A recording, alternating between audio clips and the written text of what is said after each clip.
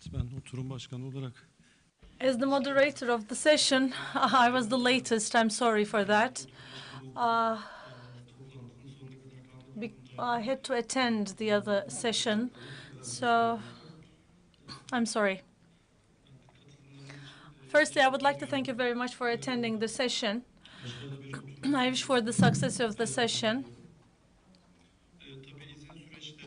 Allowance processes will be discussed in the session. So when it comes to allowance processes, I guess we'll be speaking about the troubles and the challenges that we've been going through. The first speaker will be Ebru. Ebru Arıcı will be speaking in detail about the problems they're coming across with in the allowance process. After that, of course, we'll have other institutions speaking about the other problems that they might be experiencing in the allowance process. And we'll have the chance of hearing their warnings and highlights as to what we really need to pay attention to in that process.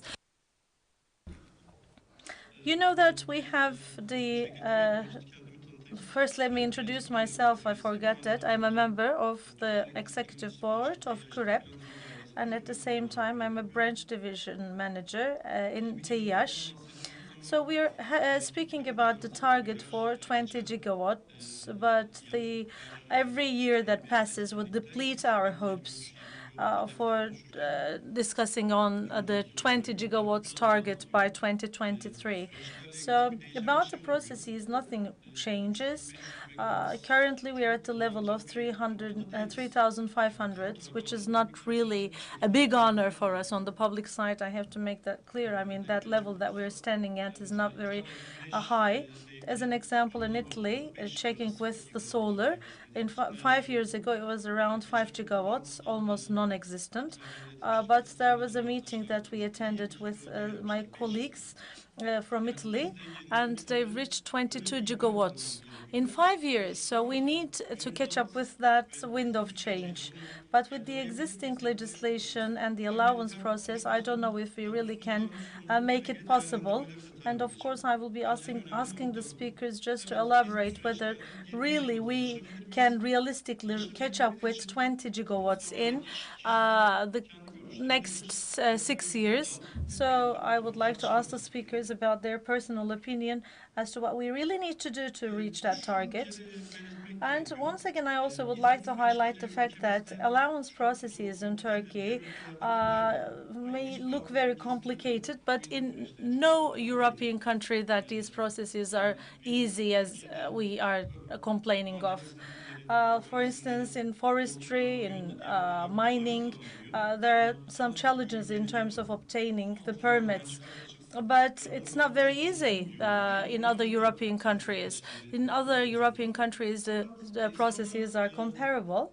But you know what? People can really see ahead of them. So they know more or less the time that they need to wait, more or less the time that the processes will take. So in terms of foreseeability, they might seem a bit luckier than us, so they don't come across with accidents on the way.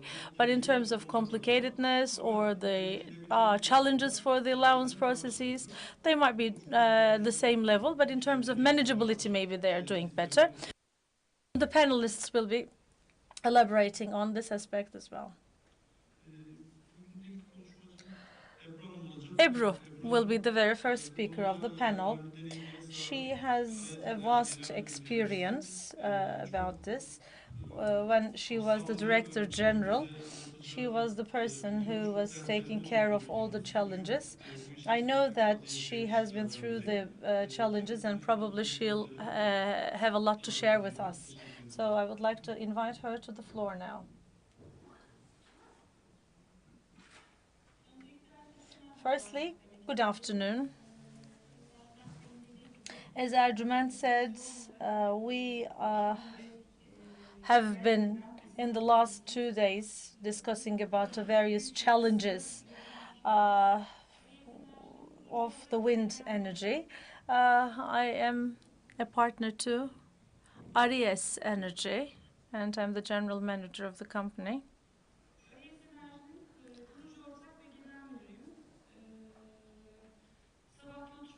In the morning session, my partner Sezem spoke about project development, and as she mentioned there, I guess the largest investor in Turkey has an investment of 500 megawatts. Totally, we have 3,500 megawatts in total, and we are speaking about 70 projects. In the previous sessions, I promised to give a schematic display, but you will see that it was quite challenging to reflect it on the screen. Therefore, we will provide the schematic drawing to TUREB, and if necessary, you can take out outputs. You know, as of November the 2nd, 2013, the regulation on the electrical markets licensing was enacted. It starts with project development, measurement, micrositing, and then comes pre-licensing applications, administrative permits, and then this is followed by the licenses. To see it in two parts, of course, project development and application process is the first stage. And so as to avoid the coming challenges for the other stages, of course, the transactions in the pre-licensing phase will need to be considered at the level of project development. And of course, the rest remains after the pre-licensing. And this is the scheme, as you can see, because of the resolution, there are some problems. But in general framework, you can see that after the license is received, on the first portion, you can see technical interaction analysis and environmental impact assessment procedure completed. There are some aspects about the military security zones. Also, the development plan process is shown on the middle, mapping. And these are the very first levels of the studies that will need to be started. Doğan will be covering. Mining is an issue that is indicated in red, and it's important because at the level of development, the status of the licenses might change up until pre-licensing phase. Therefore, the power plant and the turbines and the access ways should be designed with a proper update. But when she's moving there, I cannot hear her. İmar planını 3 bölüme ayırdık. Birazdan maddeler olarak vereceğim zaten. Birincisi artık çok fazla özel idare kalmadığı için özellikle rüzgar yatırımı yaptığımız sahalarda ilgili ilçe ve büyükşehir belediyeleri kanalıyla yürütülen imar planlama süreci. Diğer konu doğal sit alanlarında yer alan santrallerde Tabiat Parkları Koruma Genel Müdürlüğü'nce yürütülecek imar planı süreci. Diğeri de okey, tamam. Diğeri de And the other one is about the Environmental Planning Directorate General for the planning process. Now you can see this long line there, up there, which is about the relevant municipalities, provincial and district municipalities. If you get the presentation, you will find the details in the boxes, and you will have the chance of seeing all the levels being passed, but I don't want to bore you getting into the details of this. On the top, there are two lines. The first one is the potential change for the allocation of pastures. The other one is about allowances for the forests, and the other one, expropriation for public lands. It's about usufruct rights and rental procedures. There are some preliminary conditions here, as you can see. For the development plan to be approved, if there is any treasury land or personal land, you should get the proper decisions taken from EPDK. So you should be arriving at that point. The second aspect is if there is a forest on the land, at the level of approving the development plan, you should get a pre-approval for forestry. And of course, so as to have the geological study reports to be approved properly, you would need to get permits for drilling. And this is particularly important when it comes to natural protection zones. These are the pastures permits for paying the relevant pasture money. And of course, the proprietorship should be at the level of any transaction that will be run on the treasury level. So the oranges are the same. After the simple procedure in the pastures, you will continue as the same level with the treasury lands. So after this long process, there will be the level of forest or deforestation permits. There is a time of 24 months according to the recent practices. When you enter into each one of these lines, like for instance here, this mine or the environmental impact assessment process, which seems to be a single item, might take at least 1 year and even longer. The other thing is here getting the approvals for the development plans. As stated here, any potential delay here would probably turn the entire process upside down and would reset everything. So you will just come back to the original point of departure if there is any problem with the rest of the processes. Now, the first part here, as indicated in the previous schematic drawing, is signing of the connectivity agreement is by intention not included on the schematic drawing because the transaction and the procedures that are followed are just the same with the other boxes. Getting approval and consents from the authority, technical interaction analysis, which I'll be covering in a minute, particularly before the approval of the plan. Technical interaction analysis should be taken. This is currently being requested by many authorities. Completing the environmental impact assessment process, and at the same time, collaboratively, you should have the turbine location sites connected with, as a result of the relevant works with the Director General for Mining. This one is about the military permits and allowances. This is really important, as Hüseyin will be covering in a minute. Of course, there are many licenses running around in the sector. Always there is the matter of changing the turbines, but TWEC has been working quite well. Although the systems are working quite well, the process may take up to 6 months. And this, because of a simple item that you'll see here, you might have to suspend everything for 6 months. Another thing is about the meteorological radars, which has not yet been a problem. I think that will be the issue of the new projects, or will be brought up in the new projects.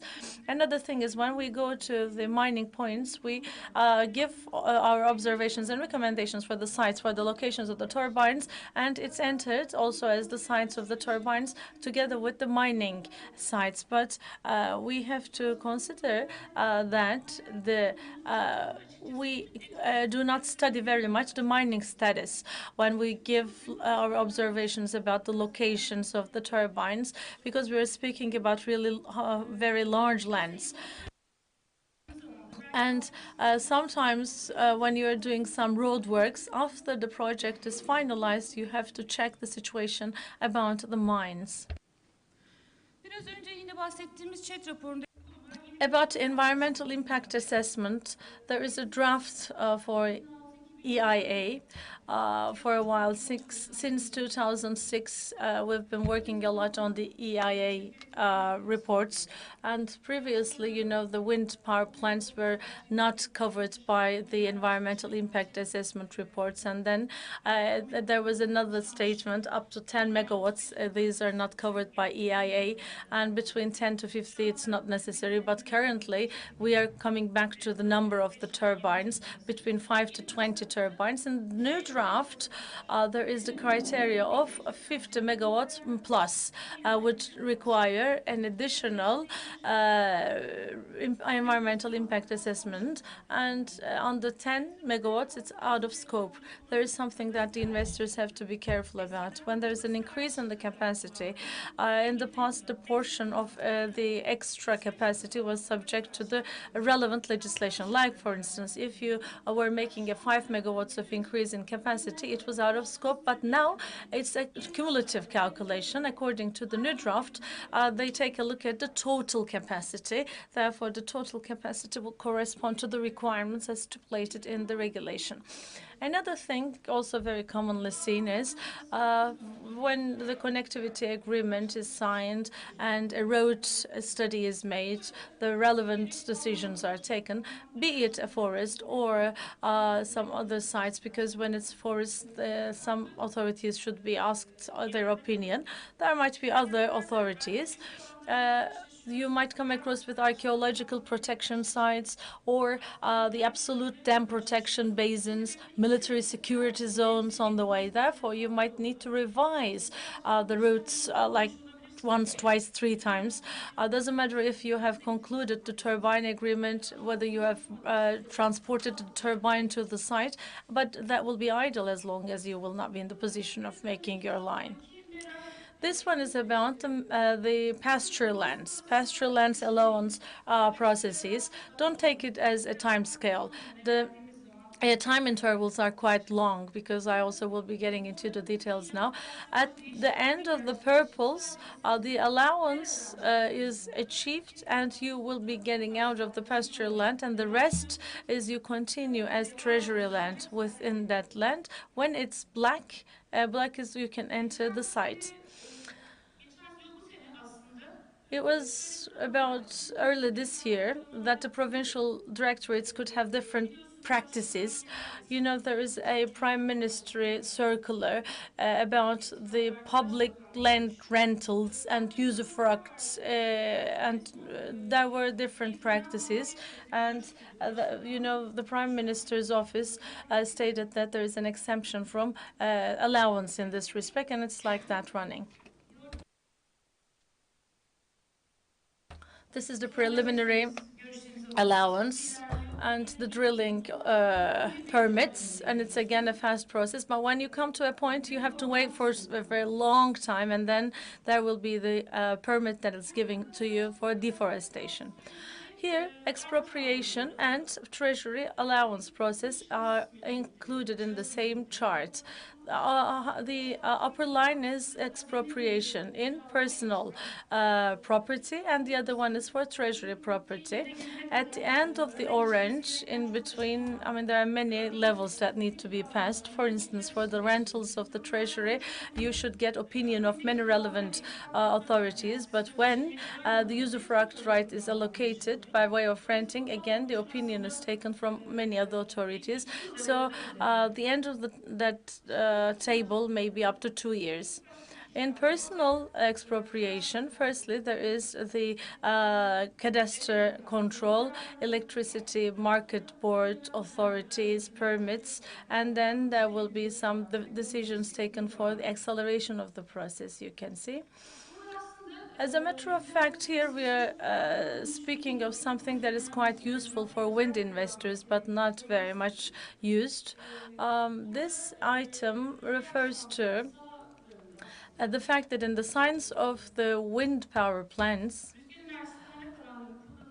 use of the wind energy will be arranged in a way that will not be harming the efficiency of the sites. But this article is not very much used. The development plan approval authorities are the relevant municipalities and Directorate General for Protection of Natural Assets. And also we have, other than the natural protection sites, the relevant municipality and the metropolitan municipality, plus the Directorate General for Environmental Planning will be the approval authorities. This is the approval process you can see. In a minute, I will show you in detail. We try to follow a standard, of course, within our own working way as well. We have many processes being approved until now, and the number of the opinions is 31 for the moment. That does not include the relevant military or the general staff approvals and permits. This is the list of the authorities that are involved.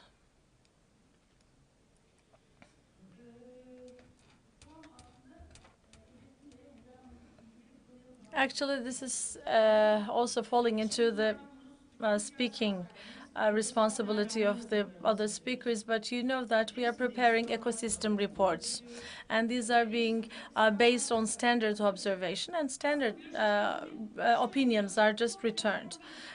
I mean, the platform width will not exceed 6 meters. This is the consensus. I mean, for the power plants, the platform of the roads may not exceed 6 meters, but sometimes you can get some permits up to 30 meters when it's with the existing roads and also with the internal transmission lines. This may go up to 30 meters. So far, we were just turning back to our responses, but when we have the development plans approved, we drove these ways as 6 meters. I don't know what the outcomes will be. Let me ask this question before you ask me. I think this is one of the biggest problems that we are coming across with right now. The second thing is the permits of the TEA are being asked as a preliminary condition for the development plan. And we always are told that the development approvals are quite different than the TEA approvals. There are many authorities that really ask us to get these approvals and permits. They want one-to-one match with the turbine points. And also the opinion of the general staff is being asked. But within the framework of the announcement, all the power plants should be subject to the approval of the military because of the security zones. Also, whenever there is a minor change within the turbines, these opinions would need to be updated. I mean, we did this updating for 2-meter shifting, and it happens. Thank you.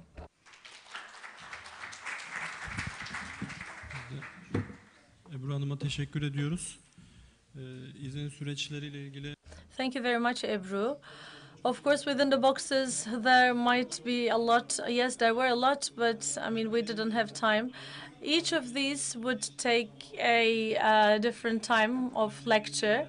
I mean, I think that these are all thorough things, and we have to take care of them one by one. But as you see, there are processes, of course, of all countries. We cannot say that the processes are shorter in other European countries. There is no investor who can come up and say that the processes are easier in their countries. But it shouldn't be the fact that when you go to an authority A, they're asking for approvals from authority B. When you go there, they refer you back to authority A. Once the allowance is taken, there can be bad surprises from time to time. Therefore, at the level of taking the permits, the relevant public authorities are quite meticulous. Maybe the biggest reason for that is to avoid bad surprises for the investors at a later stage. Thank you. The second speaker of the session will be talking about the perspective of TÜBİTAK, Hüseyin Avni Serim. Tekrar merhaba. Ben TÜBİTAK Bilgi. Hello again. I am working in TÜBİTAK. One of the permits is about technical interaction permit. Technical interaction analysis will be the topic of my presentation. There might be some general problems that we are facing in that process. The companies might have some challenges, and I would like to highlight some of those common challenges for the companies in that process. I will be quite clear and fast in the presentation. Now, the radar performance analysis laboratory is a center that fulfills the technical interaction analysis under TÜBİTAK. About the history of this, of course, I would like to turn back to 2010. 2010 first raised the protocol for setting up the allowance processes among the Ministry of Energy, Chief of Staff, and the Energy Market Regulatory Board and TÜBİTAK. There was a protocol that was concluded for the purpose of laying down the permit and allowance processes for wind turbines. Now, accordingly, mainly for licensed investors, there was a flow chart that was defined for the allowance process. In that respect, some works have been done to finalize the protocol, and a secondary protocol was defined in 2014. This time there was the Undersecretariat of the Intelligence Agency that was involved in the process, and the protocol needed to be repeated with the Intelligence Agency as well. Finally, early this year, like around mid-March, as you can see in the last bullet, the two protocols were combined and concluded by the Ministry of Energy, Chief of Staff, Undersecretariat of Intelligence Agency, and EPDK plus TÜBİTAK for defining the final process, and it's functional now. And in this direction, we have come across with administrative and technical problems in the last 4 years, but I'm going to avoid the details here. According to the existing protocol, as you can find on the website, there is this flow chart. On the left side, you can see the flow, but it's not very readable, you can see. There is only the one that relates to the technical interaction analysis. It says that TÜBİTAK will provide the technical interaction analysis report to the Undersecretariat of Intelligence Agency and the Chief of Staff of Military. As a result of the process, a technical interaction report is made. What is a technical interaction analysis? For the wind power plants to be established before the installation, the potential impacts will be analyzed on the radar, communication, and aviation systems. The report is to be submitted to the Chief of Staff of Military and the Intelligence Agency. In the report, there are technical details, also the potential impacts. If any, recommendations for mitigating those impacts will be presented to the relevant counterparts. The level after the report will cover the assessment of the report by the Chief of Staff of Military and the Intelligence Agency. As a result of this assessment, TÜBİTAK's report will be commented and feedbacked by the operational or other aspect assessment of the Chief of Staff of Military and the Intelligence Agency. And the decision will be upon that. The decisions of the two authorities will be separate, also will be consolidated with the Renewable Energy Directorate General and presented to the investors. Now, it would mean that the investor can continue with the direction. The technical interaction permit also will relate to will be relevant to the details. Upon the technical report of TÜBİTAK, the military and the intelligence agency make an operational assessment and will set their decisions. There can be 3 ways of enacting these decisions. It might be a positive permit. Here, there is no problem in terms of installing the power plant. So this is something like we hereby agree and allow for the blah, blah, blah power plant to be installed in blah, blah, blah area. The second one is conditional permit. It might state that the above-mentioned wind power plant company can install the wind power plant under the following conditions. There might be different modes there, conditions may vary, and there might be some requests for lowering the turbines or for changing the location of the turbines. Another thing is there might also be requests about bearing the costs of modifying the equipment. That the cost will not be borne by the Chief of Staff of Military. And other than that, there might be a negative comment or a refusal. this might be a case of refusing installation of a wind power plant in a given location. Under the conditional permit, there might be many conditions, additional requests from the investors, and the problems that might be resolved by the intelligence agency or the chief of staff may be solved upon some costs. These all were the cases that we have come across in the last 4 years. Now, slightly, I would like to refer to the effect of TÜBİTAK, what TÜBİTAK does to prepare the report, because I intended to make this presentation, but this is the only time that I can make it. Within the technical interaction report, first, there are some general information, some miscellaneous information about the analysis, detailed analysis info, plus the technical information about the subject company of the analysis, turbine characteristics, locations, types will all be analyzed. The results of the analysis and technical assessments will also be stipulated. If there is any impact whatsoever, the degree of the impact and recommendations for mitigating the impacts will also be included. The reports are classified because it will also contain analysis of the equipments and devices of the military and intelligence agency. The permits will not be shared by me, or upon the permit and consent of the military and the intelligence agency, some details may be shared with the investors. As a result of the technical assessment, the permits will be issued, and those are the permits that are named as radar by the investors. And about the other permits that will be taken from other authorities, the analysis would not include any kind of suggestion or opinion whatsoever.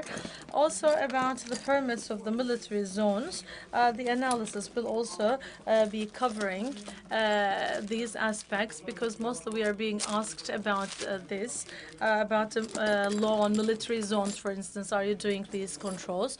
No, it's just a technical interaction analysis procedure that TÜBİTAK fulfills. And TÜBİTAK will not be entitled to do anything other than that, and that's the limits of our job. I would not like to drown you into figures, but let me give you some important milestones. Now, as of the 1st of March 2011, we have started receiving the first applications, and the website was in operation. And as of this date and until today, until the 5th of November 2014, 353 wind energy or wind power projects are included in the database. These are licensed applications. We have a growing number of these projects. Almost 300 of them are licensed wind power plant projects. Total power that have been applied to so far is 10,267 megawatts. Not all of them are analyzed, but about 90% of it analyzed, and the analysis reports were submitted to the Chief of Staff and the intelligence agency. 139 technical interaction reports were prepared in 2013. 113 reports prepared, and you can see that these are the licensed investors since 2010. High output investments were covered. In 2014, as of March, we have started also accepting unlicensed investors. We have currently prepared 145 wind power plant reports, and licensed, unlicensed. These are the statistics and the distribution of the statistics in cities. Within only 2014, 2,554 megawatts of investments were analyzed, and mostly we are concentrating on Izmir, Manisa, Çanakkale, and Hatay as the regions of the country. Now, when you are just dealing with this, of course, let me give you some information about the website. This is the website of RAPSIM, and you can see that this is the home page of the website. Basically, we might have more than one function, but the website is intentionally prepared to give some fundamental information to the investors and to avoid the question marks. Every other day we are trying to improve it, because every other day we're coming across with new problems that we try to find solutions for. Now, this is the home page. After the home page, you might have access to, if you have a user code or password, you can log into the website, and on the screen you can see on the left side the coordinates of the company, and on the right side you can see displays on the map.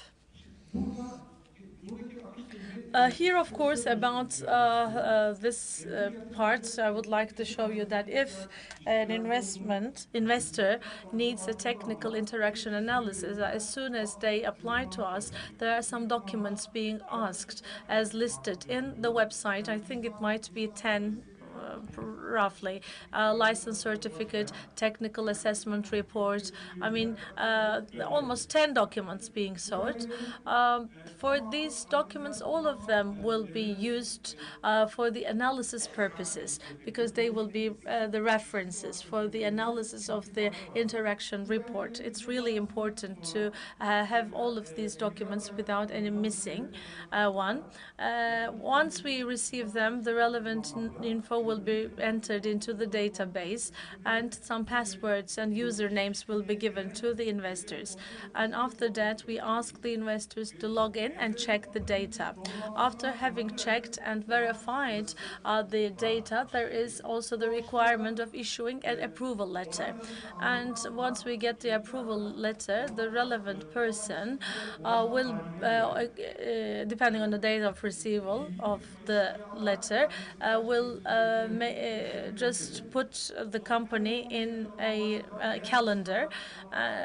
If there is no problem or no intense business, you can get the analysis until next month probably. If you apply until the 15th of March, you will be getting your assessment by the end of April. According to the protocol, the time dedicated for these analyses is 2 months, and for the technical interaction report, and the time that is allocated for the approval of the chief of staff and the intelligence agency is 2 months. If a company applies for the technical interaction assessment, it's minimum 4 months. That will take TÜBİTAK, Bilgem, plus the intelligence agency and the chief of staff of military. It's minimum 4 months. Therefore, when doing the planning, as will be shown in the coming slides, when you're doing your plannings, you should observe this time, which is useful, because there are some cases which the duration might be shorter, but the average progression of the period is 4 months. This is the flow chart of the same thing, the delivery of the documents, and then the very first conditions that the company will come across with. The documents will be delivered and the approval taken. And these are the parts that we are requesting some information. That's a meticulous process that should be done carefully. And for our purposes, it's a place where the most of the mistakes are done. I know that it's a busy slide, but for me, I have taken some notes. The general problems are, as I said, for the technical interaction allowance, it's a 4-month period. So you should apply keeping that in mind, and you should do your planning accordingly. Currently, particularly for the licensed investors, the process has just settled down. Therefore, we don't have major problems. But for the unlicensed investors, currently, maybe it's because of the fact that they're not following the website, or they are not very experienced in the process. They shiver when they hear about the time that will elapse for the approvals. But unfortunately, the analysis takes some time, and the controls and the chief of staff would take some time. Therefore, generally speaking, the minimum time would not be under 4 months.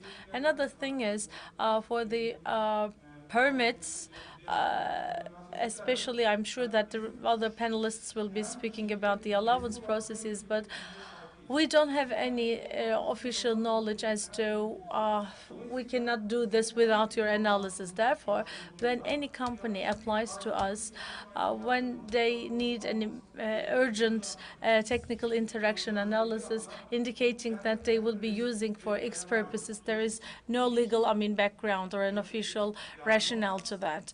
Therefore, I would not be able to run a special process depending on your needs, and this should be known. Another thing is I would like to speak about the application problems. At the time of the application, I've listed a variety of documents which you can find on the website.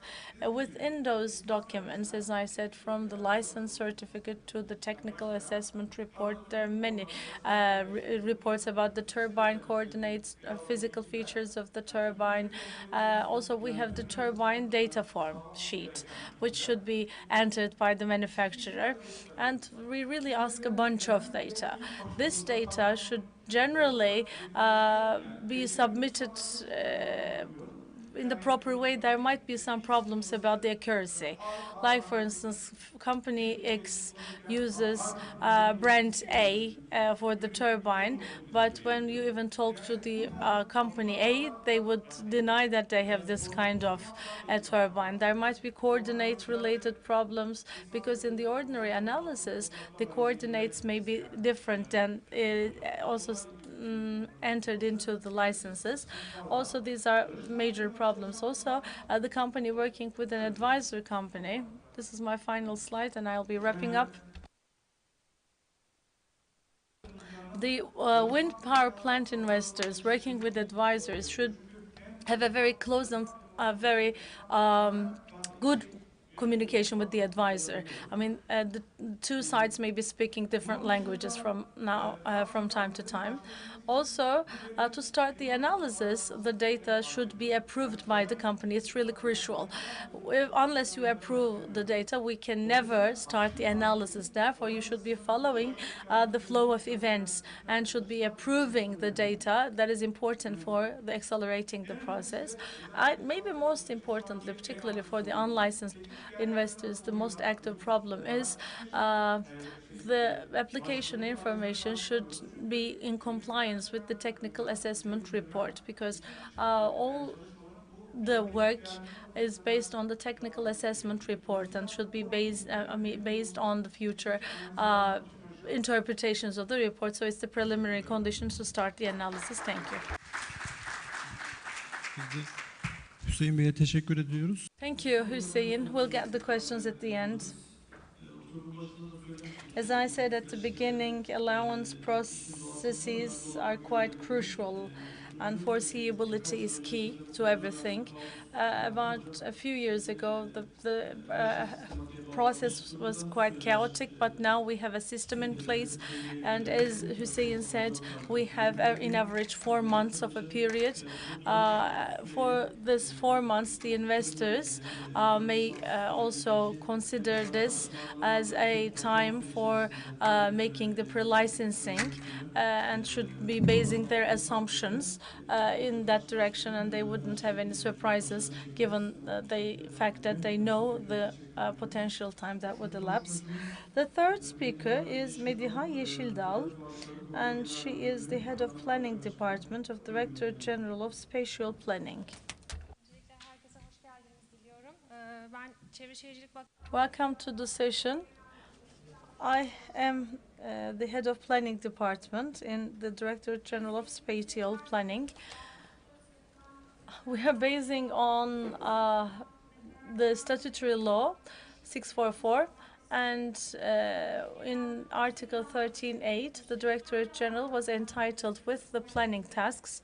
We are doing some planning work in the natural parks, conservatory sites, archaeological and urban protection sites, and the historical sites. And we are, unlike the municipalities and the special provincial administrations, are entitled to take care of all kinds of development plans and to have the relevant plans prepared, approved by the relevant authorities. Based on this authority, as of March the 23, we have enacted a regulation, and also this is the regulation on the plans that will be done within protected areas, and there is also the circular referred to here. It's quite recent. October the 27th, 2014. Before that, we had a directive, but the directive was in place since our foundation. We updated the directive depending on our experiences. Now we have a circular in place. Also, we have concomitant sites that might also come onto the natural protection sites. There is a protocol that we concluded with the Ministry of Culture, but our circular and the regulation are our guidances in terms of planning works. Also, the regulation includes the scope for the development plan and the development plan for protective purpose. Also, it lays down the procedures for preparing these. This is the flow chart that you can find the process. First, there is a proposal for the plan, which is first submitted to the provincial governor's office, and the provincial governor's office may scrutinize this proposal. The file should be submitted to us, but I have never seen a full folder, because there are always missing documents. By the way, if you're submitting a plan offer, I think that you should always be in good touch with the planning company, so the documents should be complete. According to the circular, if the file is complete, together with the governor's report, it will be submitted to the Directorate General for Protection of the Natural Assets. And then, of course, the relevant file will be submitted to the Plan Scrutinizing Board. And then there will be the approval of the relevant ministries, and then it will be submitted to at the level of the provincial directorate. There will be relevant fees to be paid to the revolving fund, and at the DG, of course, there will be a review. The experts' technical report is prepared.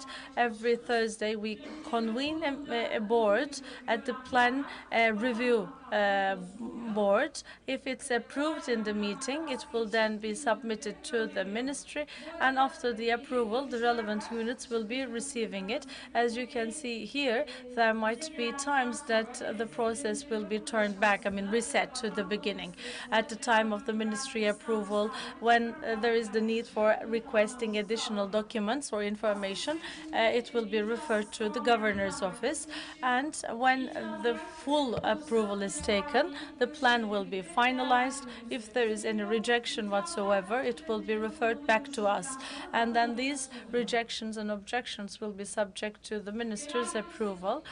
The objective of the circular is to standardize the content of the plan offer file, and accordingly, it is to constitute a guideline for the investors. Therefore, the annexes are quite comprehensive. Within the annexes, you can find all the information documents so to be included, plan, research, and explanatory report provided as a format, and at the same time, it's available within the website of the Ministry and the Directorate General. And you can see that it's really a guide for the parties that are presenting the plan. And the red ones are for those who are presenting the plan, the rest for the provincial directorates. Within the circular, we, in summary, take a look at the quality of the existing map, ownership information, and the documents about the planning team, geological, geotechnical study reports, also the plans and compared against the offered plan explanatory report, decision of the Regional Commission in the case of the natural protection sites and conservatories. The map should be approved and updated. And the plan officer and the team, the plan officer should be an urban planner. Minimum Group E proficiency certificate is sought. Also in metropolitan cities, Group A proficiency is being sought. Urban planner or the landscape architect are the professions that we are seeking.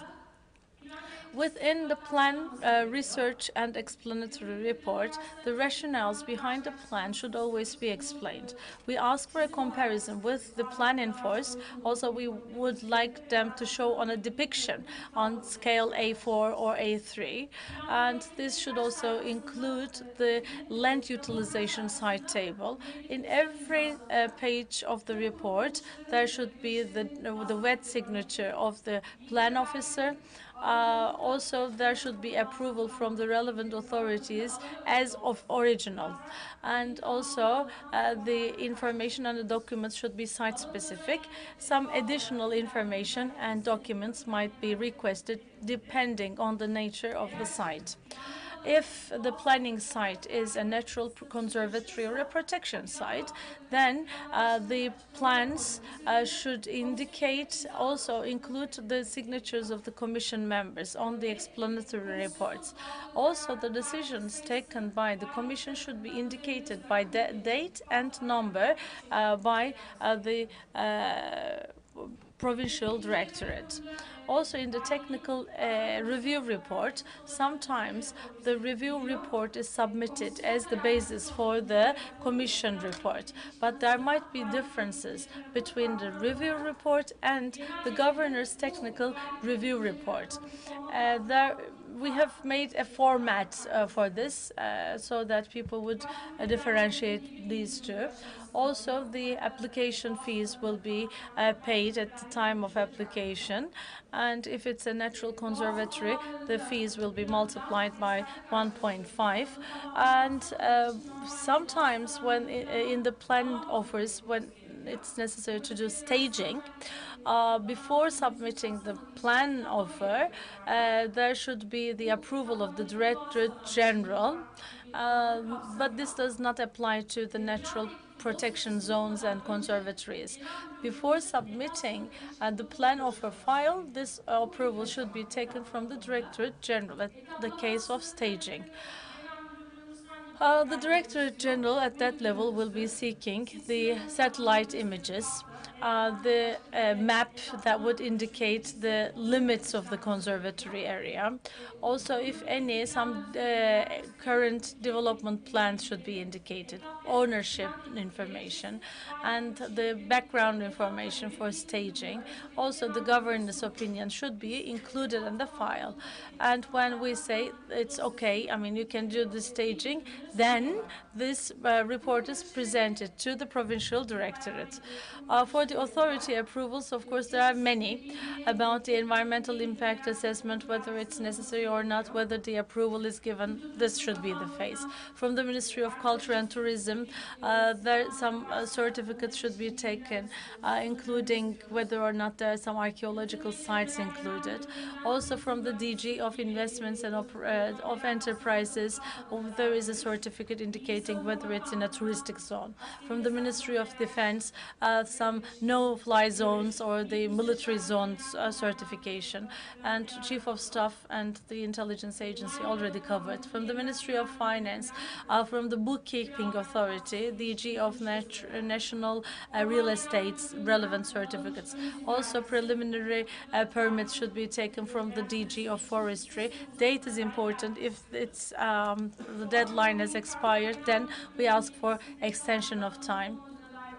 DG for Natural Preservations and National Parks also present the Ornithological and Ecological Assessment Report, opinion of the State Hydraulic Works, also from the Directorate of the Provincial Animal Husbandry Directorate, Teyyaş Botaş, also the DG for Highways, Civil Aviation DG, also DG for the State Airports Enterprise, the relevant metropolitan municipalities, district municipalities also should present their opinions. DG for mining, mining and exploration, expropriation. The most problematic one is Ornithological and Ecological Assessment Report and the Landscape Repair Plan Report. En son rüzgar enerji santralinin en son koordinatlarına The report should also refer to the latest coordinates of the wind power plant. But it's important whether the report was approved in reference to the coordinates. We check the coordinates, but if there's any change in the coordinates, we might sometimes have to go back to the DG for national parks for the approval of the new coordinates. Also, we check whether the turbine coordinates are properly included, because there might sometimes be problems about that. Also, when we enter the coordinates should should be matching. I mean, there should be one-to-one match with the coordinates. Also, we ask the parties to present the certificates for certification of as original. Our ministry is supporting clean and alternative energy resources for the sake of environment, but you are complaining that you have problems in the planning process. You might find some information and the roadmaps on the website. I think that if you follow the road properly, there will be the possibility of avoiding those problems. Thank you very much.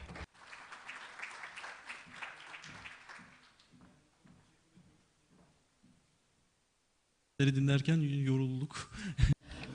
Well, that was tiring even to hear you speak about the process, but it's really a meticulous process, I have to say.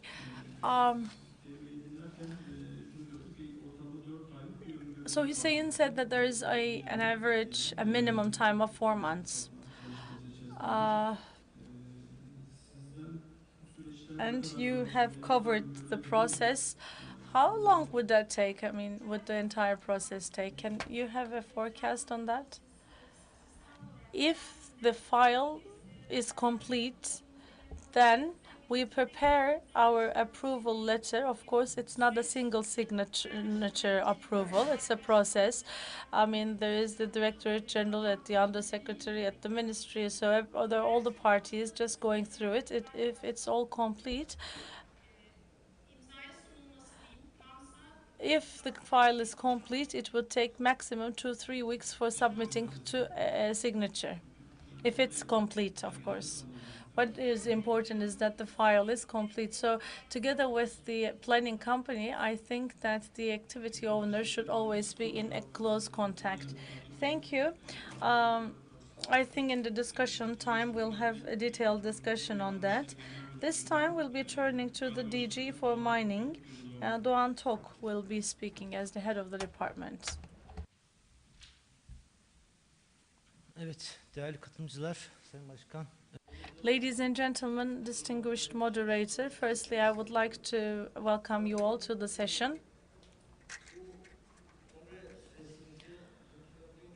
Throughout the Congress, when I check the people speaking in different perspectives, of course, there is the issue of alternative or renewables sometimes coming on top of the mining activities.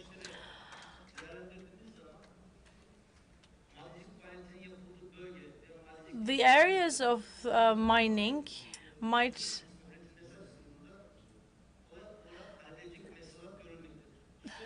be a problem sometimes, but the problem is not very challenging.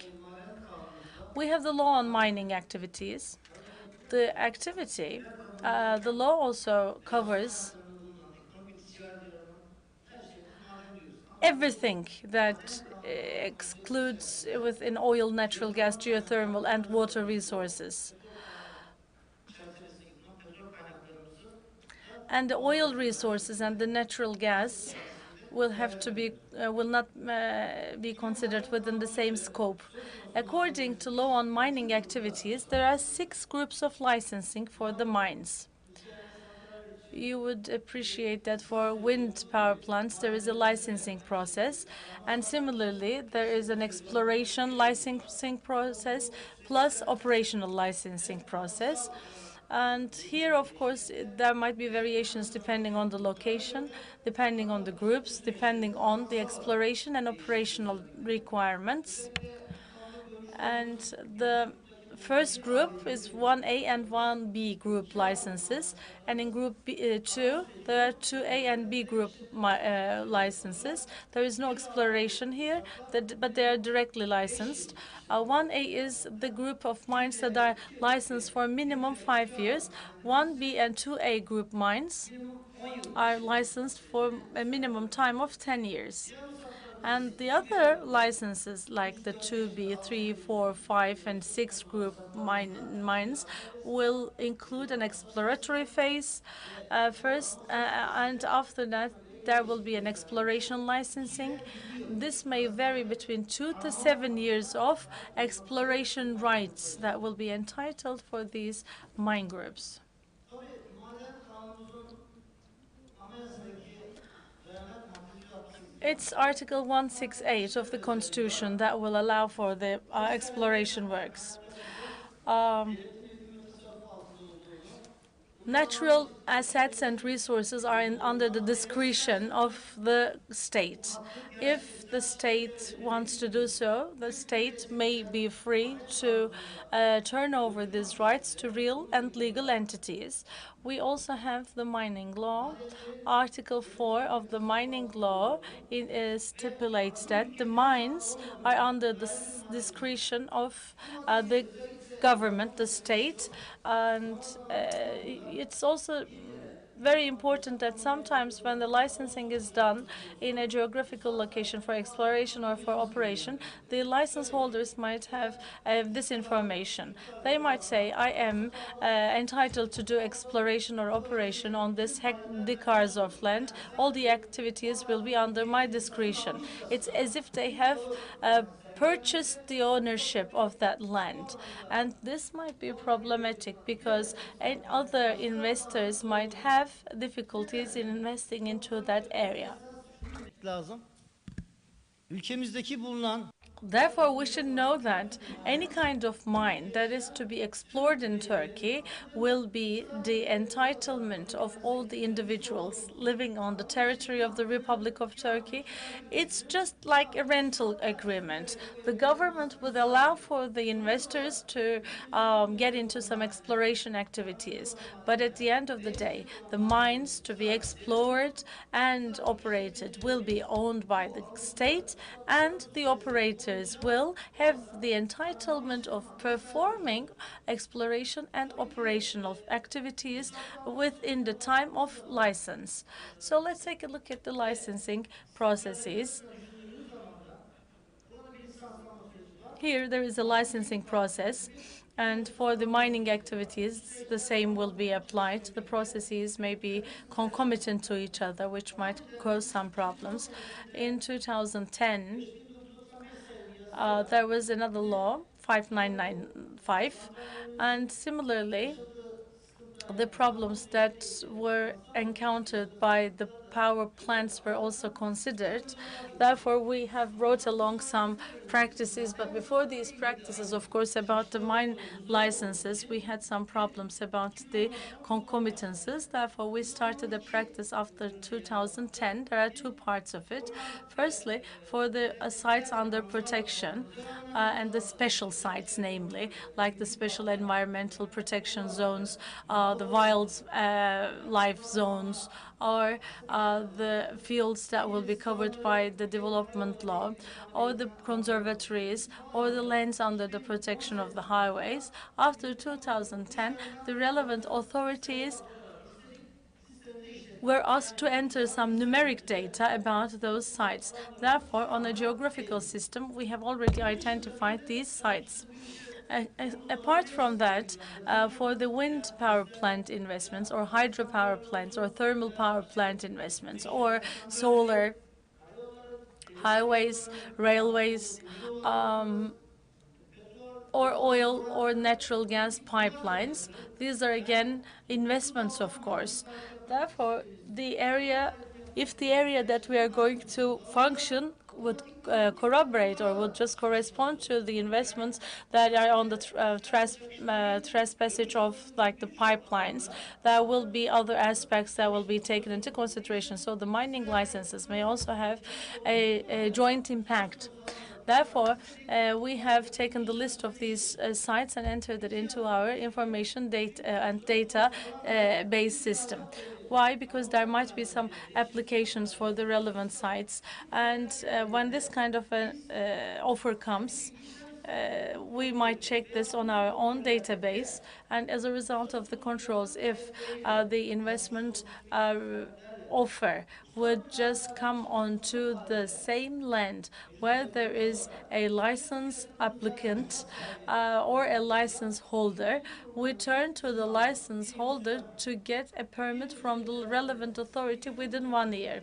And if only they bring this permit, they will be entitled to the license for exploration or operation. To simulate the process that started in 2007 and also resulted with a list of licensed wind power plants, we entered those sites in our system, and whenever there is any kind of application for exploration or for operation, we say this area has already been the subject field of another activity. As a result of the general practice, there can be two ways of running the process. Firstly, and generally, the Energy Market Regulatory Board, when this kind of an application comes in, there will be guidance to refer it to the license holder of the wind power plant. If there is a positive opinion, then sometimes the Director General for Mining Affairs will be the authority to be in charge. And in this case, of course, about the relevant site in question, we might ask the latest stage of the licensing, whether the license was cancelled or not. We communicate with each other, and at the end, we do the assessment of the final application in this way.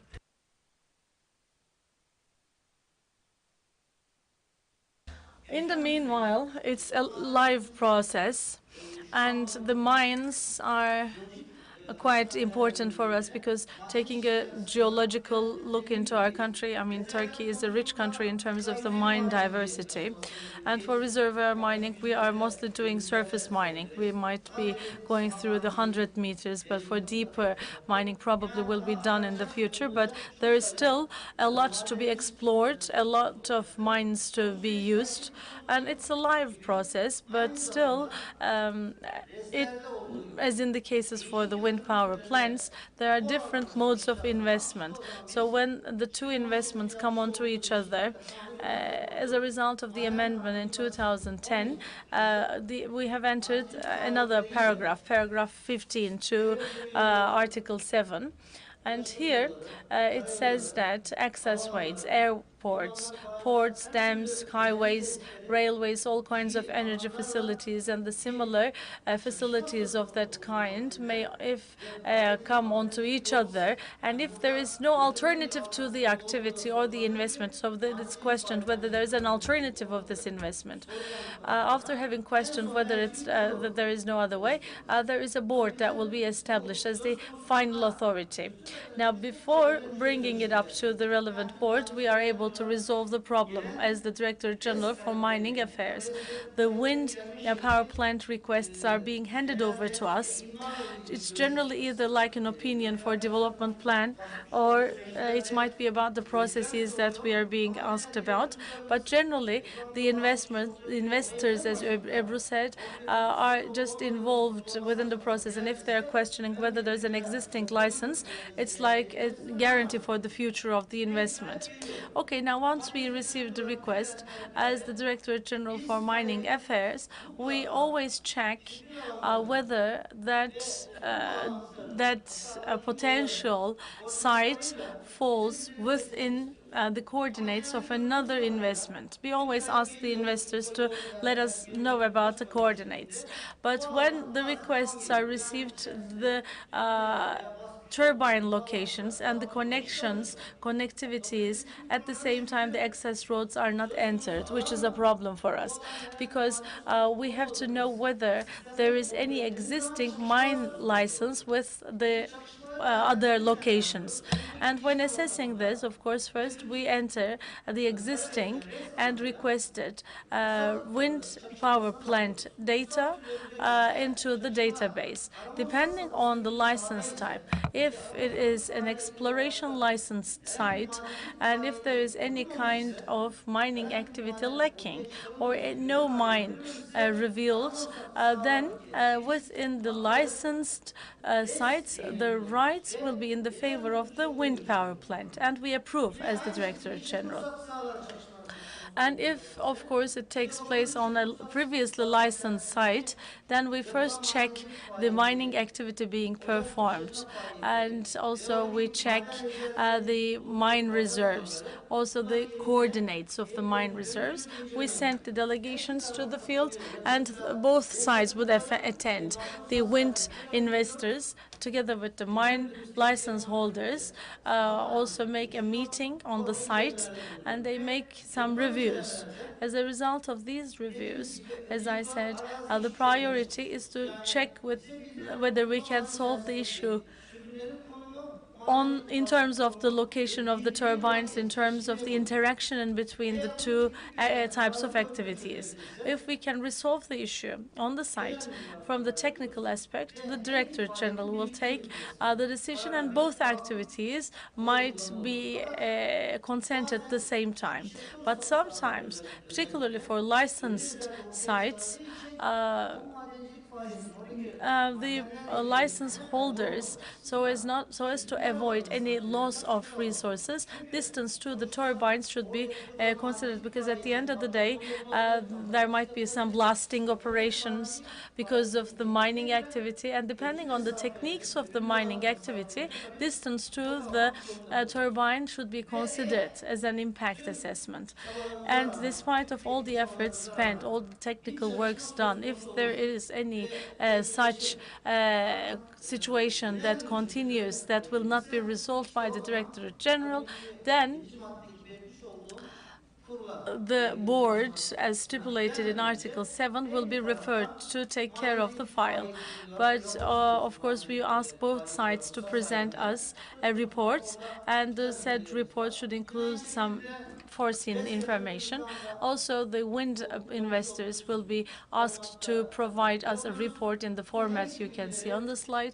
All these reports will be combined, and the comparative tables will be prepared. So taking a look at the comparative tables, the results will be presented to the board, that will also contain the attendance of 3 ministers.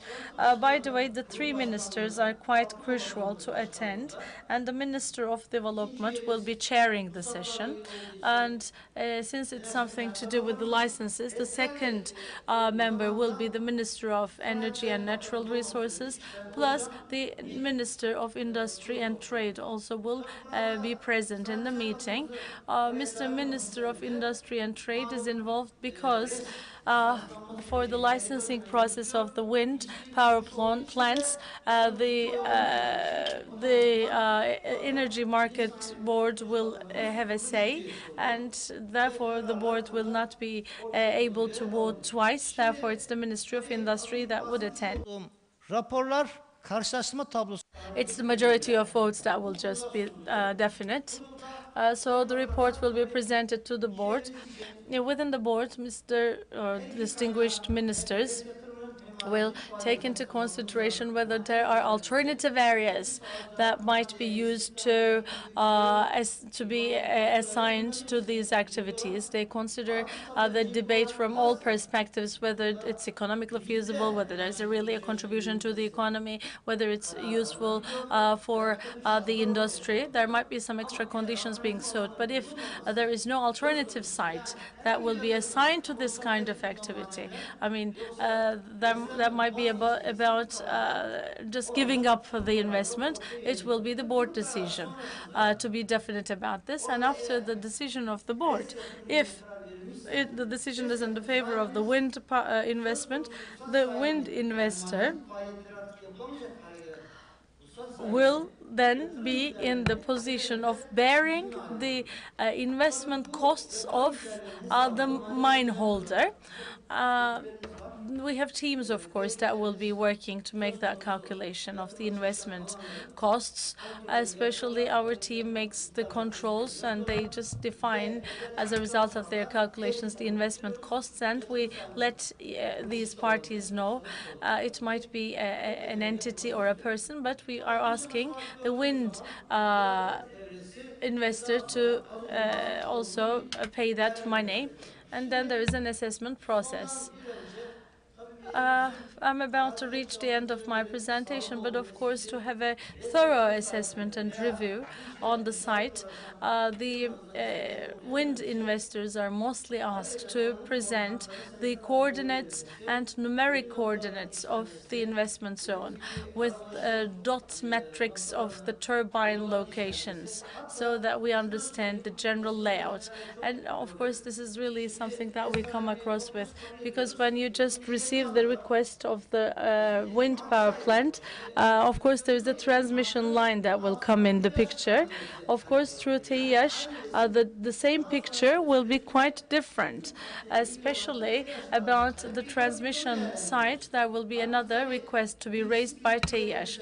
If we can receive them at the same time, it will be easier to resolve the problem systematically. But I can say that so far, within the process, generally speaking, particularly for the board processes, 23, 24 board decisions were taken, and so far, out of these 24 decisions, only one was in the favor of the wind power plants. But it doesn't show that we are against the wind power plants, but mostly we, as the Director General, attempt to resolve these conflicts before bringing it to the board.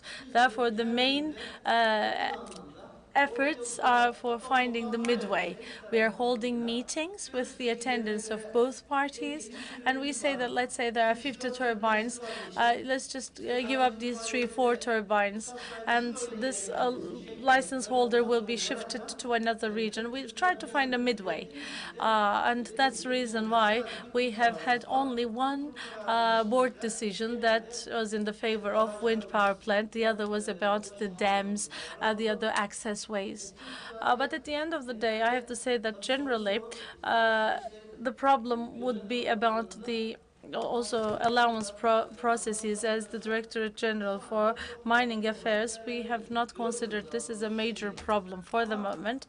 But of course, the wind investors should consider the application time and should always make the questioning before making the applications. As Ebru covered and as was discussed in the previous session, the time of the licenses is minimum 10 years, but this time is quite a long time for the mining activities. But we also are favoring the ground resources of the country, and the renewable energy resources should also be implementable. Both activities should be run together, hand in hand. That's our preference, provided that both the wind investors and license holders be willing to have both of these investments made in Turkey. Thank you. Biz de Doğan Bey'e çok teşekkür ediyoruz. Thank you very much, Doğan Tok. This has been quite useful. This has also been a very important aspect, bringing parties together for solutions and making site reports whenever, wherever necessary. I mean, we understand that you are working on a solution-based approach. The last speaker of the session will be Mr. Üzettin Yurtoğlu from the head of department of the Ministry of Forestry.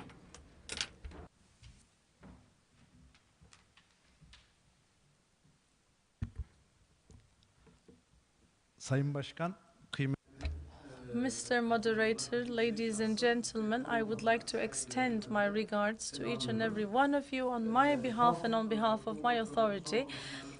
I happen to be the last speaker of the session. Ebru referred to the forestry permits divided into the wind measurement tower permits, preliminary permits, and then there was a very long distance, she said, a very long time of waiting, and referred to the forestry permits as a very troublesome, let's say, type of permit. Yes, allowances for forestry, I think, are, as a matter of fact, the last moment. These are the final permits that will allow you to start your operations on the field. So I think it's quite natural that it's the very last permit. There might be other permits like the business opening licenses or the other permits, but the rest are on paper. I mean, these are the permits that are given on paper. But for pasture lands, for treasure lands, I mean, these are just on paper because these are just the final points where you'll start digging the land. For archaeological sites, for natural preservation areas, in those areas, I mean, unless we take opinion of the relevant authorities, the relevant laws will just engage us into even imprisonment up to 2 years. And from time to time, our colleagues might feel themselves under pressure because they are being called to the prosecutor's office if there is any missing level within the procedure. As Mr. Doğan referred to, constitution, of course, is the highest legal norm that we all have to follow. Accordingly, the state will be entitled to take the necessary measures for protecting the forests and the forest lands. And all the forests will be controlled and will be maintained by the state. It's not possible to own any privately own any forest, but sometimes for the interest of the public there can be some usufruct rights that will be entitled to the users. So this originates from Article 17, paragraph 3 of the forestry law. Here, the lawmaker listed the permits one by one. Previously, all the public interest activities were allowed, but after 2007 there was a re-regulation, and it's just in the way of listing. Energy is, as you can see, given here as a public benefit activity. Public benefit is important, and also there should be an obligation. Particularly for the wind power plants, there is always a public benefit for this investment. Secondly, when there is an obligation, in other words, that activity, I mean, it should be inevitable not to perform that activity in that portion of the forest land. When this is the case, for energy investments, and particularly for the wind power plants, we might issue some permits. And doing so,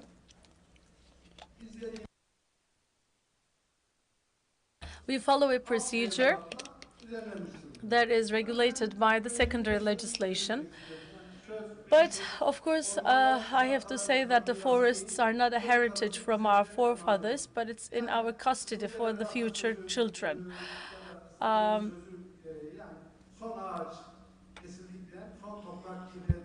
As the Indians say, as after the last tree is cut and after the last piece of air is polluted, there is nothing to be done. Of course, for wind power plants, these are cleaner technologies when compared to the other technologies. It's a contribution for our future. Therefore, under the light of this approach, we can just make a cost-benefit analysis by considering the superior public benefit here, and the allowance process for the wind power plants is based on the regulation for the implementation of Articles 17 and 18 of the forestry law that was published in the official gazette of 18th of April 1983.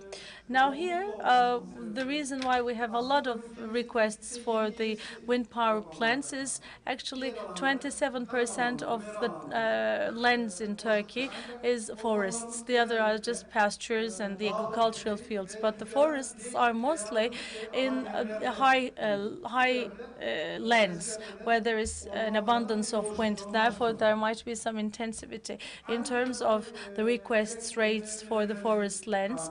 Also, both in the renewable energy law and the electricity market law, that was recently published in 2013 and passed from the parliament in 2013.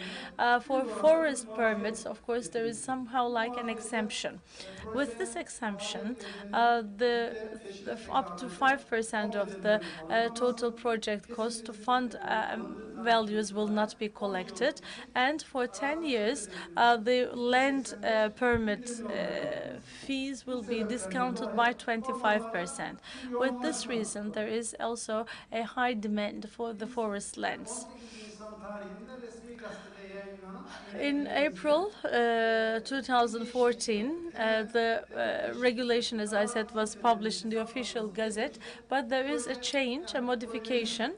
The way of calculating the permit fee has been changed. And onto the project cost fee, there was 0.1% taken for calculating the permit fee. We have considered that this practice is not rational, so the methodology was now converted to the land size. So when making this calculation, verimli orman, verimsiz orman, we have based our assumption whether the forest is productive or not, or depending on the level of development of the cities. There is a flow chart here, and for the unproductive forests, there might be some impacts where, to a great extent, we can speak of advantages for the forests. When the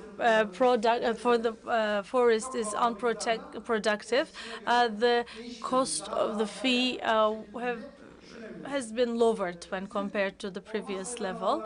Now, this is the list of the permits for the forest lands. Firstly, wind measurement tower permit, and also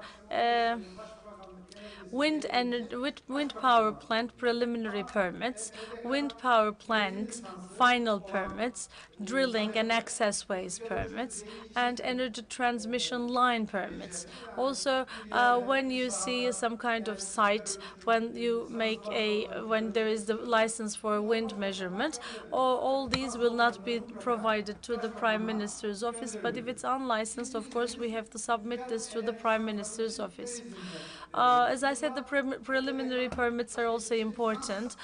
In the past, the Energy Market Regulatory Board was not seeking a preliminary license in the past, but now we are doing. And once we have the preliminary license in place, for the purpose of performing the development plan, we just take a look at the access ways. But there was a modification in the regulation.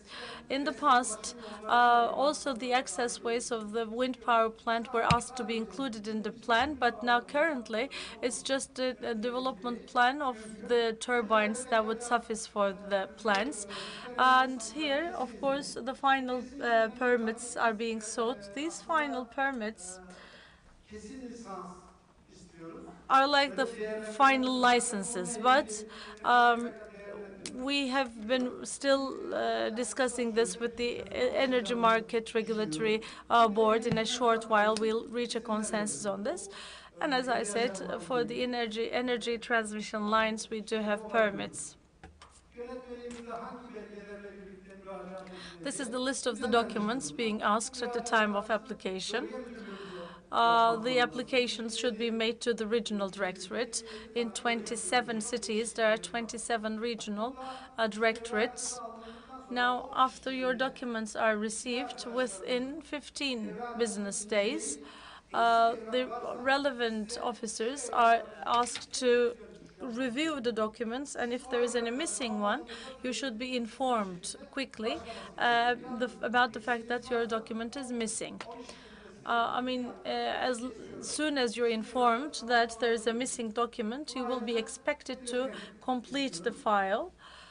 Bugüne kadar bizim kayıtlarımızda 188 So far, 7,878 hectares of land were covered on the wind power plants on a basis of 188 projects. About 80 of them are final permits, and the rest are like preliminary permits. Together with the 7,800 is together with the preliminary permits and the final permits. There are some aspects that should be paid attention to in the applications. Investors tend to plan the projects on a very large-scaled area, like 100 or 200 hectares of land. So when we take a look at these lands, the turbines and the other aspects are being localized in a narrow area. This large-scale planning is entered into our records as a large plan. Also, there is another concern. I don't know if the licensing party should consider this from a technical aspect. It's as if the others are prevented to enter that land. So the smaller forest area covered, the better the outcomes would be. Rather than 700-800 hectares, if it's like 300 hectares, it's better. So this is important. At the time of making the project, our administrative opinion should be taken. Otherwise, there might be problems in the future. Access ways, as I said, almost 30%. It's important that 7,800 hectares of land would correspond to a 30% of access ways. The access ways also should be included in the development plans. When it's a smooth land, opening up the 10 kilometers would not be profitable for cutting all the trees on the way. So we should be making that result by cutting the least trees as possible. And at the same time, there should be a small scale assigned to the turbines. There can be very steep hills on the forest lands. Therefore, transporting the materials that are excavated sometimes might be problematic. Even if we might not be allowing for it, there might be some impacts on damaging the fields. Therefore, the excavators should be used, and the materials that are excavated should be transported to the proper fields. We are asking this, but sometimes it's not technically possible for energy transmission lines, except for, these should be requested in locations only on the routes of the ways. If the links will be provided, as much as possible, these should be constructed simultaneously with the roads, because there is one damage at a time, and I think that the crane zones will not be asked more than necessary. And about that, of course, there is a circular of the ministry. With that circular, we indicate at the outset the locations that will not be permitted. In a way, we make the investments foreseeable. So we always say, if you apply for these locations, it will not be permitted, and the other locations might be permitted, something like a guarantee. And you can also see that it was mentioned on the migratory birds routes: İstanbul, Kocaeli, Çanakkale, Tekirdağ, Şarköy, Gelibolu Peninsula, Hatay, Artvin provinces will be the preserved forests, up to 300,000 hectares. Also, the genetic preservation forests will again be the forests that will not be allowed to be violated. These are the high-quality forests. Or in Eskişehir, there might be chestnuts, for instance. These are the very last ruins that the trees are about to disappear. By producing seeds, we try to make sure sustainability of the genes. Therefore, in those forests, we have about 30,000 hectares of this kind of land. Also for the seed lands, and at the same time, the recreational zones within the forests will not be allowed to be open for permits. So we declare that these are the sites that will never be permitted. So before making your plans, please consider this because it's all entered into our information center. In the data center, these are being plotted, and it's available to all the citizens as a link you can download from the website, or you can make an inquiry on the website, and you will find detailed information about the prohibited zones. Yani başkanım, res inşası sırasında dikkat edilmesi gereken hususlar. Matters that need to be considered at the time of construction. Turbine zones. That also covers the blade zone. If you're using the air of a place, then that area is subject to permits. Sometimes it's like 1 hectares, if 10,000 square meters, all the forest, all the trees cut, and they have put some sand on it. I mean, this is impossible because, I mean, laying gravel or sand on this is not technically feasible. And we understand that the size of the trees should be considered, and the blade range of the turbines should also be considered. And we have to know about the fact that these trees should not be cut. During the construction of the wind power plant, there is a base land plus the crane land. The crane field will need to be afforested later. Like, for instance, during the renewal, there might be another time of cutting the trees, but deforestation also is an important aspect. This is especially important, and we're kindly asking this from the investors. All the trees, all individual trees will need to be protected. Access ways maximum 6 meters, and one thing is, we should be avoiding some close distance to the settlement areas, like 100 meters. I mean, you should consider these people because there is the noise factor. I've never lived close in proximity to the turbines, but people are complaining about the noise factor.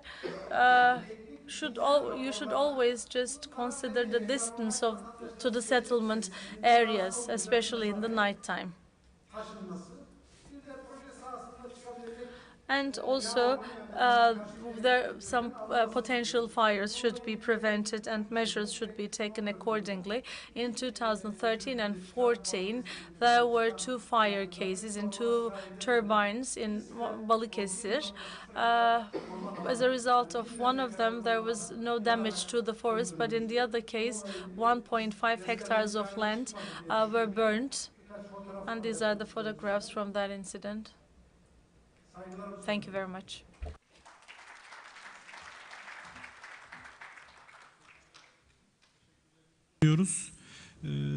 I would like to thank all the panelists. I have taken note of some of the points, especially for disturbed forest lands. I think there is a way of calculating for the disturbed forest lands, and there are some methods that need to be considered at the time of applying for wind power plants. These are all very important, but for applicability, of course, the parties should come together, maybe in a workshop, discuss about all these points. I think it's really inevitable. And also, there are some sites that will not be allowed, and it's also very striking, I think. We have to be careful about that as well. I would like to thank all the panelists.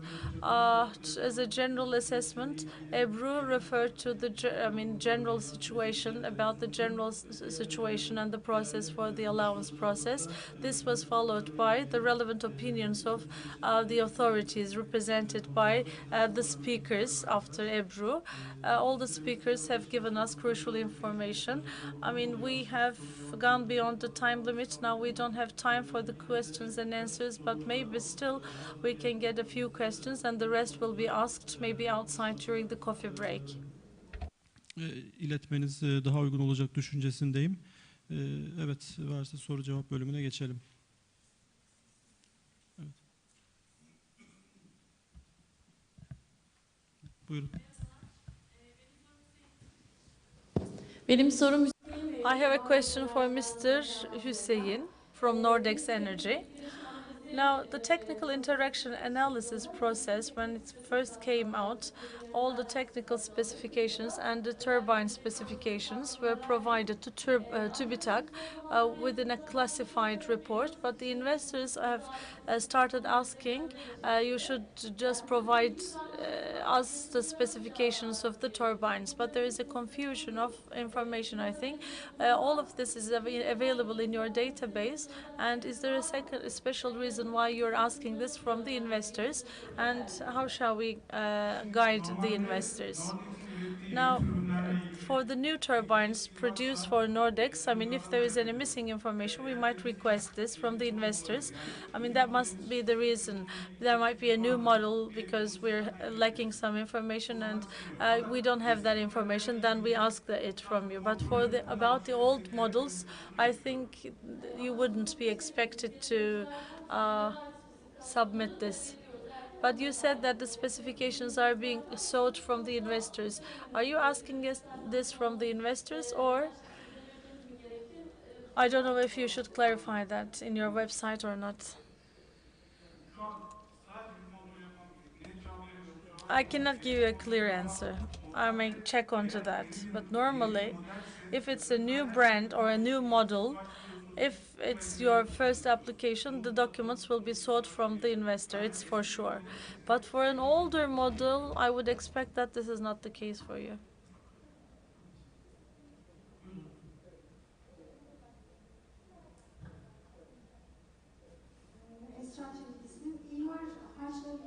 About development charges, last year there was a proposal of TWEC for discount on these fees. What is the position of that currently? I may ask Ebru a question. In average, we are speaking about 40-50 hectares of land. What is the development fee? About the fees and charges, I know that there is a regulation that is going on, but when it first came up, it was in the spatial planning. It was only for the turbine fields that you needed to pay. If it's a public land, there was a discount by 50%. And then, provided that it's just on the public property, there was also the public highways included. And last year, I think there was a lawsuit, and this 50% discount was abundant. But now it's back to 50% discount. But I would hear some potentially nice news coming up about the charges. Turning back to what you are asking, it depends on where the investment is localized, because there is a very interesting parameter. I'm an urban planner originally.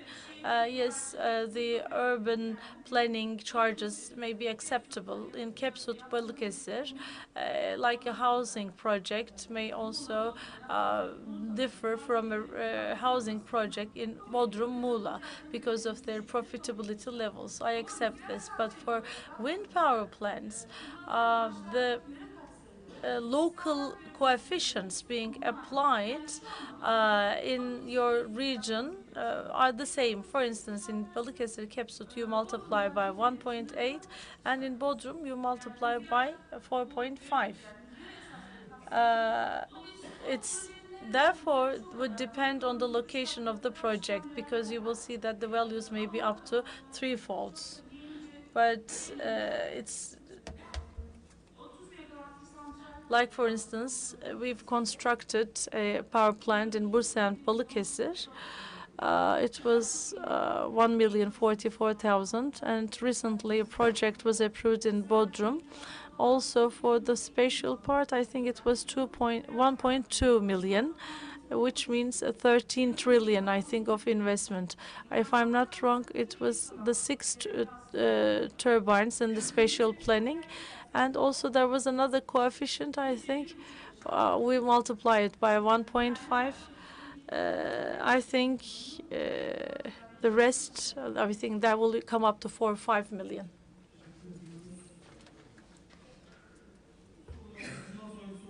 Please ask your questions during the coffee break, because we don't have time. But one thing I have to highlight here, Ebru, you know about the entire process. Now, the preliminary license is 24 months, which may be up to 36 months. And this process, the permits are quite important, and these are quite intensive permits. Do you think it's manageable? What shall we do for managing? And what can... do you think it's time to discuss that the period should be longer? I think that it should be longer, but it wouldn't necessarily mean that the wind investors and the other investors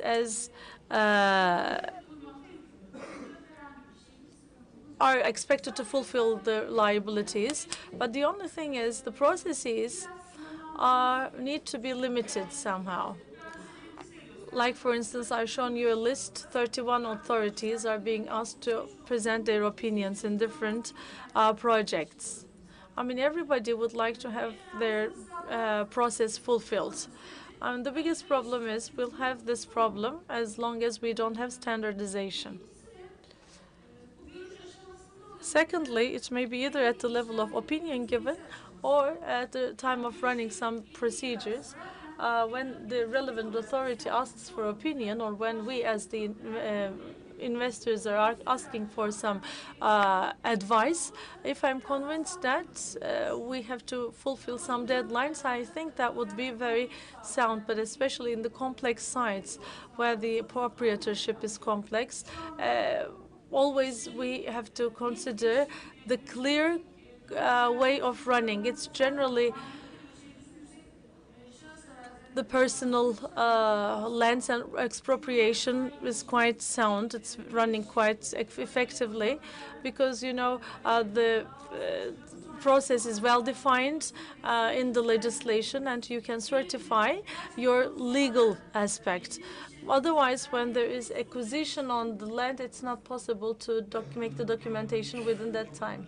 Thank you very much for this, and thank you all the speakers and participants. Sunuyoruz.